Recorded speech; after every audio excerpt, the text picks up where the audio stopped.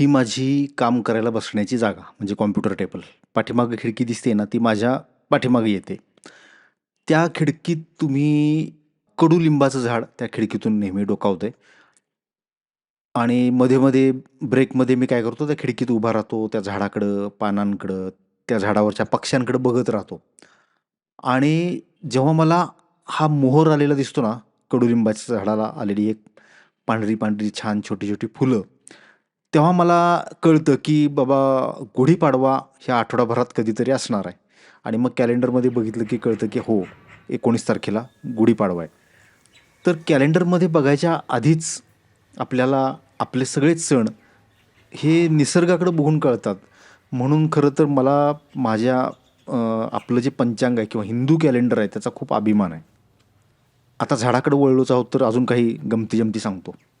हे बघा, हे आता पक्ष्यांना पाणी पिण्यासाठी ठेवलेलं आहे. बाटली आपली प्लास्टिकची असते ना, ती कट करून आईनं ती लावलेली आहे. ही आधी लावलेली आहे, थोडंसं शेवाळलेली आहे, पण पक्ष्यांना ते शेवाळलेल्या बाटलीतलंच पाणी आवडते. हे शुद्ध पाणी आवडत नाही, असं मी एक ऑब्झर्व्ह केलं.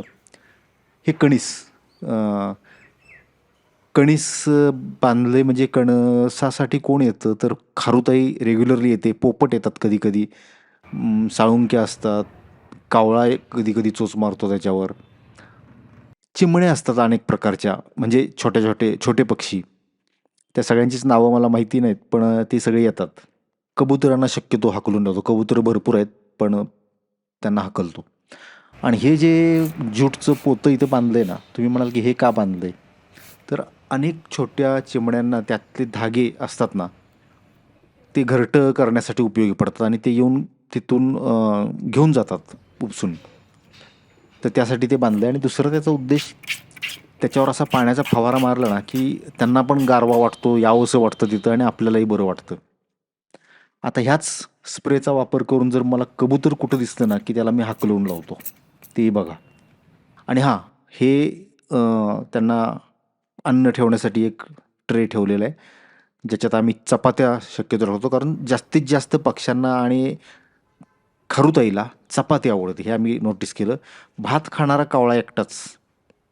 आणि कबुतरांचं म्हणाल तर सगळे पक्षी आहेत ना, काठावर बसतात आणि आपलं तोंड मध्ये घालतात. पण कबूतर हा एकटा असा पक्षी आहे ना, की जो त्या प्लेटमध्ये मध्ये बसतो आणि चोचीत धरून सगळं विस्कटून टाकतो. काय त्याला त्याच्यातून आनंद मिळतो माहिती नाही. म्हणून कबुतराला मी हाकलून लावतो.